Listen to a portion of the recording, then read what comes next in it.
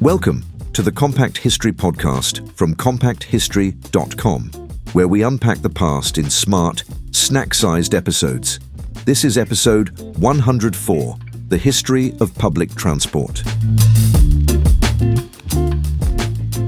For centuries, public transport has served as a vital artery of urban life, shaping the physical, social, and economic landscapes of cities and nations. From horse-drawn carriages to high-speed trains and autonomous buses, the evolution of public transport mirrors human ingenuity and the constant pursuit of mobility solutions that are efficient, affordable, and inclusive.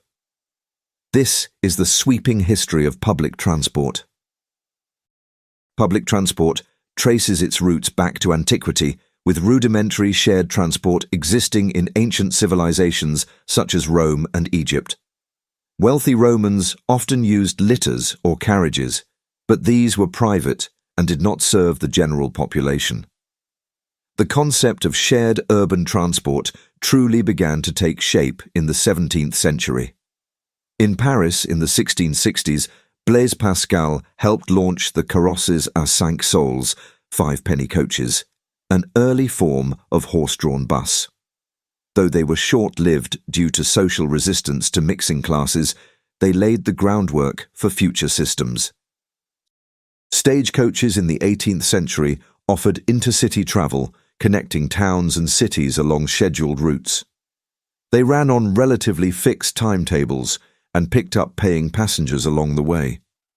While slow and uncomfortable, they marked an important evolution in long-distance public transport. The 19th century witnessed the rise of the omnibus. First introduced in Nantes, France, in 1826 and in London by 1829, the horse-drawn omnibus was a large enclosed vehicle that followed a regular route.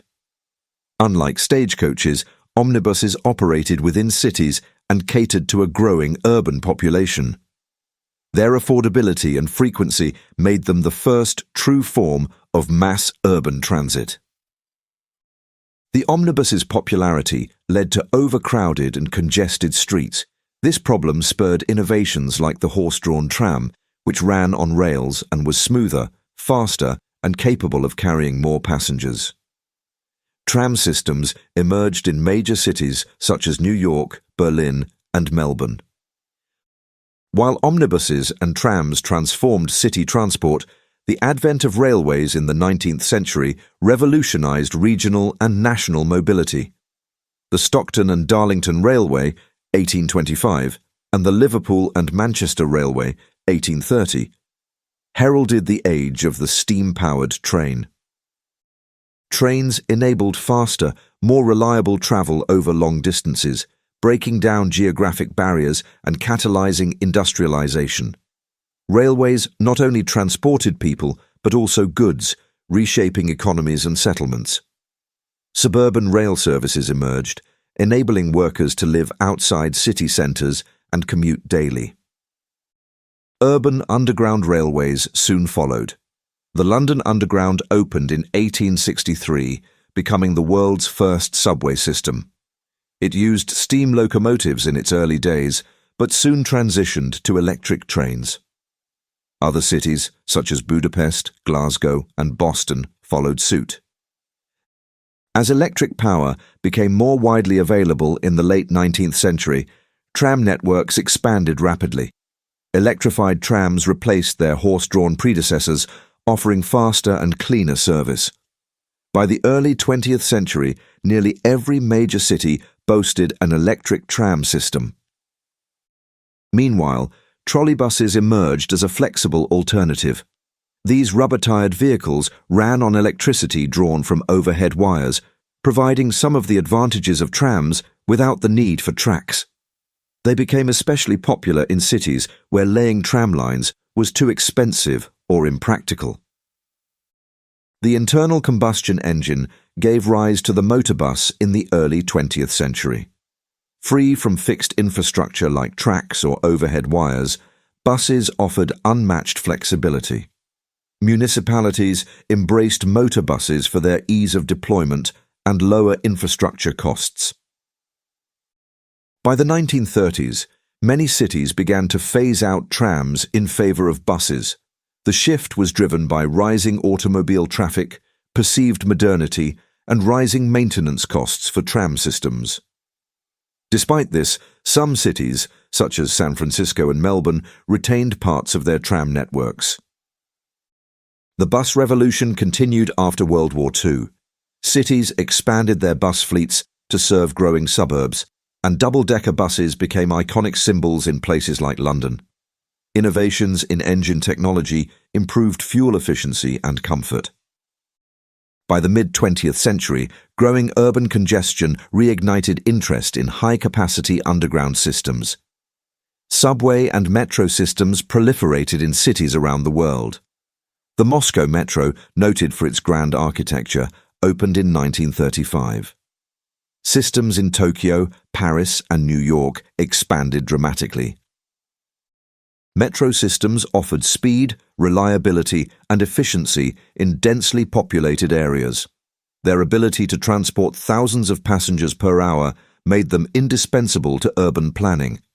With dedicated rights-of-way and frequent service, they became a backbone of metropolitan mobility.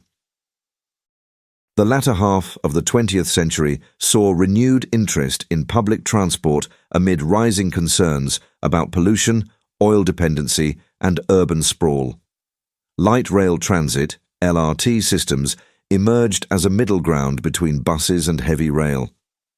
Offering higher speeds and capacity than buses, but at lower cost than subways, LRTs gained popularity in cities like Portland, Calgary, and Manchester. Bus rapid transit, BRT, systems also began to appear.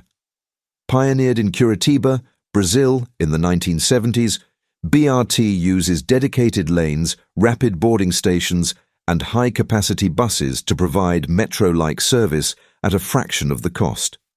Cities like Bogotá and Istanbul later adopted BRT on a large scale. Technological advances also enhanced the passenger experience. Real-time tracking, automated fare collection, and electronic ticketing made public transport more user-friendly. Accessibility improvements, such as low-floor buses and elevators in stations, expanded service to people with disabilities. The 21st century has seen both challenges and transformations in public transport. Rapid urbanization, climate change, and the COVID-19 pandemic have all influenced how people move. Environmental concerns have pushed many cities to electrify their fleets. Electric buses and hybrid vehicles are increasingly common. Some cities are exploring hydrogen-powered buses as a cleaner alternative. Autonomous vehicles are also on the horizon. Pilot programs for driverless shuttles and automated trains are underway in cities like Singapore and Paris.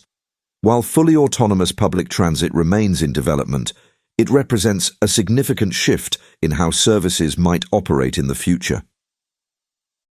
Sustainability and integration are now central goals. Public transport is increasingly designed to work seamlessly with cycling, walking, and shared mobility options. Transport hubs are becoming multimodal, offering bike parking, scooter rentals, and seamless transfers between buses, trains, and ride-hailing services. Public transport has never just been about moving people. It shapes the very fabric of society. It provides mobility for those who cannot afford private vehicles, reduces isolation for the elderly and disabled, and contributes to economic equity. Investments in public transit also boost local economies, reduce traffic congestion, and improve air quality. From bustling metros to rural bus services, public transport is a social equalizer, connecting people to jobs, education, healthcare, and opportunity. As cities face mounting pressure to become greener, more livable, and more inclusive, public transport remains at the heart of the solution. High-speed rail links, smart city integration, and zero-emission fleets are no longer futuristic ideas, but present-day goals.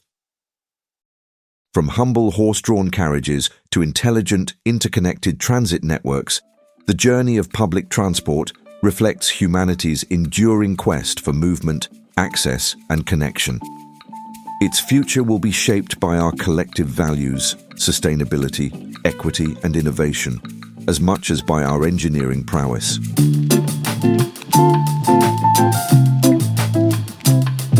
I hope you enjoyed that episode of Compact History, part of the Compact Histories network. You can find more episodes and explore our other Compact shows at compacthistories.com. If you enjoyed the episode, please like, follow, or subscribe. And if you'd like to support the show more directly, why not consider buying us a coffee at compacthistories.com/historycoffee. Thanks for listening, and I'll see you next time.